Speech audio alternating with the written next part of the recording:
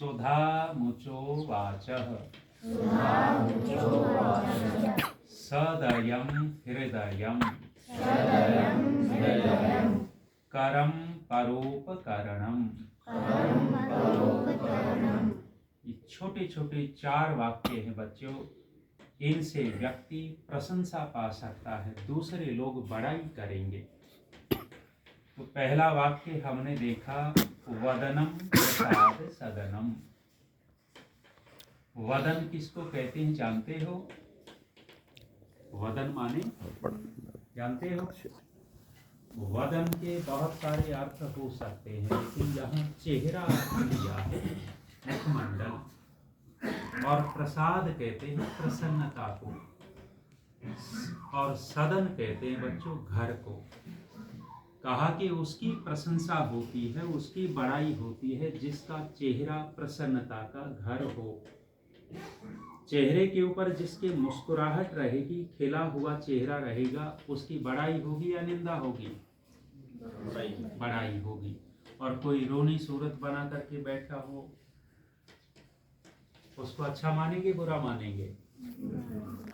और कोई रोनी सूरत बना के बैठा हो और दूसरा बच्चा कहने लग जाए कि देखो रोएगा, ये अभी रो देगा, तो रो पड़ेगा नहीं रो पड़ेगा? रोना आ जाएगा उसको। तो अच्छे कौन लगते हैं? जिसका चेहरा प्रसाद का, प्रसन्नता का घर हो, उनकी बड़ाई होती है। इधर आ जाओ बच्चे, इधर आ जाओ, ठीक है। और चेहरा प्रसन्नता का घर कब बनता है जानते हो? जो आदमी अपने कर्तव्य का पालन ईमानदारी से करता है, निष्ठा पूर्वक करता है, उसके चेहरे के ऊपर प्रसन्नता होती है। और जो लोग अपने कर्तव्य कर्मों को ईमानदारी से निष्ठा पूर्वक नहीं करते, वे बनावटी हंसी तो हंस सकते हैं, लेकिन वास्तविक चेहरे के ऊपर प्रसन्नता उनकी नहीं होगी। उदाहरण देता हूं, गृह कार्य मिलता है आपको? गृह कार्य माने होमवर्क मिलता है ना? तो आपको आपके अध्यापक ने गृह कार्य दिया। अगले दिन कक्षा में गए तो जिसने गृह कार्य कर रखा है उसका चेहरा देखना, और जिसने गृह कार्य नहीं कर रखा उसका चेहरा देखना। अंतर मिलेगा या एक जैसा मिलेगा? जिसने गृह कार्य कर रखा उसके चेहरे पर प्रसन्नता होगी, और यूं उकस उकस करके दिखाएगा कि अध्यापक मुझे देख ले। और जिसने गृह कार्य नहीं कर रखा उसका चेहरा मुरझाया हुआ और अपने अगले वाले के पीछे छिपना चाहेगा कि मुझे नहीं देख ले। होता है नहीं होता? क्यों होता है ये? क्योंकि उसने अपना कर्तव्य निष्ठा पूर्वक ईमानदारी से नहीं किया। तो वदनम प्रसाद सदनम, जिसका चेहरा प्रसन्नता का घर है, उनकी बड़ाई होती है। और प्रसन्नता का घर चेहरा तब बनता है जब व्यक्ति अपने कर्तव्य का पालन करता है, लंबी बात नहीं करता। दूसरा वाक्य क्या था हमारा, याद है? भूल गए। सुधा मुचो वाचः। क्या वाक्य था? बहुत अच्छी बात। सुधा कहते हैं बच्चों अमृत को। हमारी वाणी से क्या छूटे, मुचली मोचने, क्या छूटे क्या निकले? तो कहा सुधा, हमारी वाणी से अमृत निकले, मीठी मीठी बातें निकले, कड़वी बातें न निकले। जो कड़वी बात करता है, कठोर बात करता है, उसकी बड़ाई होती है या नहीं होती? बड़ाई होती है। और जो बहुत अच्छी बात करता हो, व्यवस्थित बात करता हो, मधुर भाषा बोलता हो, उसकी बड़ाई करेंगे या नहीं करेंगे? करेंगे। तो बड़ाई चाहते हो तो क्या करना पड़ेगा? वाणी को ठीक करना पड़ेगा।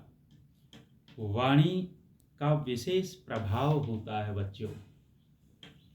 प्रभावशाली बनने के लिए कुछ बातें कही। प्रभावशाली कौन बनता है? कहा वपुषा विद्यया वाचा वस्त्रेण विनयेन च एभिः पंचवकारैश्च नरो भूयो विभूषते। प्रभावशाली वे लोग होते हैं जिनका शरीर बहुत सुंदर हो, सौष्ठव हो, पहलवान जैसे हों, अट्टे खट्टे हों, सुंदर हों, लंबाई अच्छी हो, पर्सनैलिटी दिखती है ना शरीर की। स्वामी जी महाराज हैं, कितने भी लोग हों सैकड़ों में अलग से दिखेंगे, पर्सनैलिटी अलग है। तो शरीर का प्रभाव। दूसरा प्रभाव है विद्या का। जो आदमी जितनी ज़्यादा विद्या जानता होगा उसका उतना ज़्यादा प्रभाव होगा। गणित के 2 अध्यापक हों आपके विद्यालय में, गुरुकुल में, और दोनों अध्यापक गणित की विशेष योग्यता रखते हैं, दोनों इतनी बढ़िया योग्यता रखते हैं कि किसी को हम कम नहीं कह सकते, लेकिन एक अध्यापक उन दोनों में ऐसा है कि गणित की योग्यता रखते हुए और अन्य विषयों की भी योग्यता रखता है, साइंस की, इतिहास की, राजनीति की, और बहुत सारी योग्यता रखता है। तो दोनों में से हम ज़्यादा प्रभावित किससे होंगे? किससे होंगे ज़्यादा प्रभावित? जिसको और भी विद्याएं आती हैं उससे हम ज़्यादा प्रभावित होंगे।